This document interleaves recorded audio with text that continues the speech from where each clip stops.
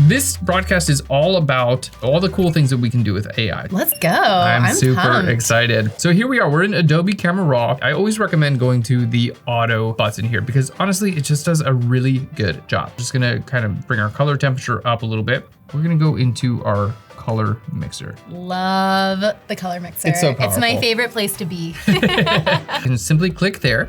We're gonna start with saturation, and basically all you have to do is hover over the color you'd like to change, and I'm gonna click and drag it to the right or the left, and this is going to just affect the saturation of that color, which is so nice. So we're gonna go to our masking over here on the right-hand side, and I'm just gonna go ahead and mask out our sky. Here I can adjust all of these settings. And one of the things that I like to do a lot is just go to my color temperature slider and pull this towards blue a little bit. It'll just make the sky a little bit more blue. So when you're in Photoshop, right here on the very bottom, it's gonna say open in Photoshop as a smart object. This one is super important because if you open this up as a smart object, you can always get back to Camera Raw. If you don't have this checked, it'll just say open, but right now it says open object. That's how you know it's like the setting that I prefer. So we're gonna hit open object and you're gonna see it just opens here in Photoshop. All I have to do is double click right here on this layer and I'm back into Adobe Camera Raw. I create another mask here.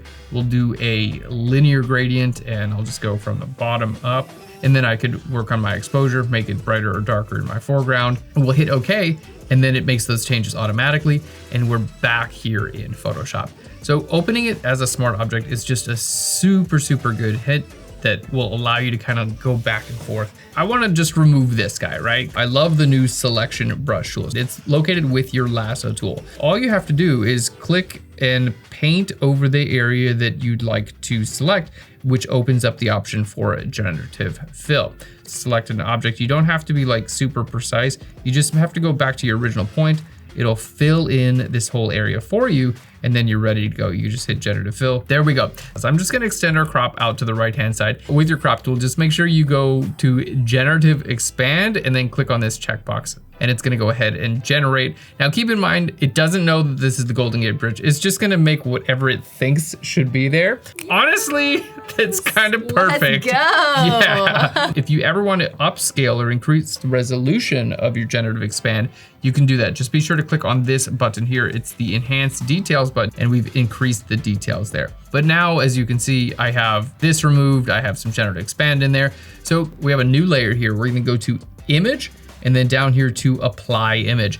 This is the greatest tool in Photoshop. If you wanna do a liquefy, if you wanna do a filter, if you wanna do anything to your image after you've made an adjustments, what this is gonna do is it's gonna take a snapshot of everything you see and it's gonna put it on a new layer. Hit OK.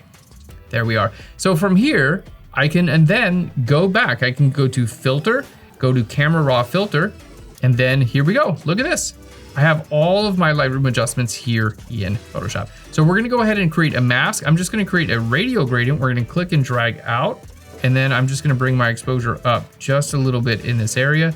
And then here we can see that's the before and after we just did that. A really great workflow if you wanna get back into Adobe Camera Raw at any time.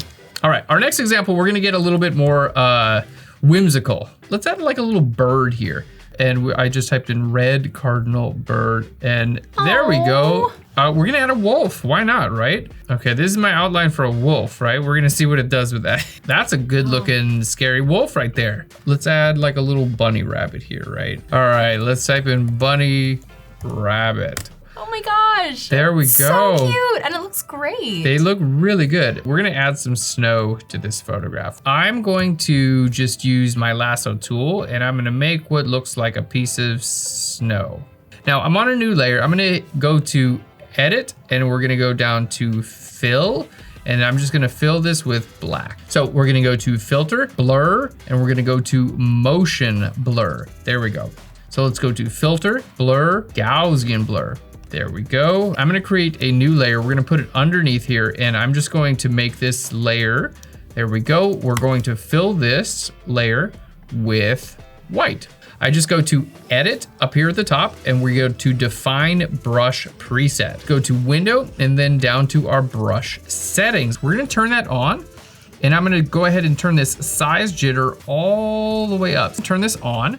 And then here where it says both axes, we're gonna scatter, and I'm gonna bring this all the way up by going to our brush tip shape. And then here where it says spacing, we're just gonna increase the spacing. And look at this, it's gonna spread those out a little bit more. We're gonna go to where it says transfer. I'm gonna turn that on. And then we're gonna turn on where it says opacity jitter. And then as I start to paint around, we have the snow brush. Look at this.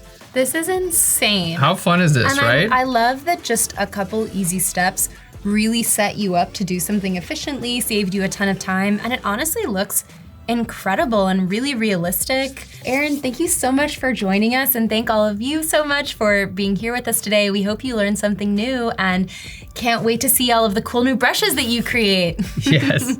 Thanks so much. We'll see you soon. Bye.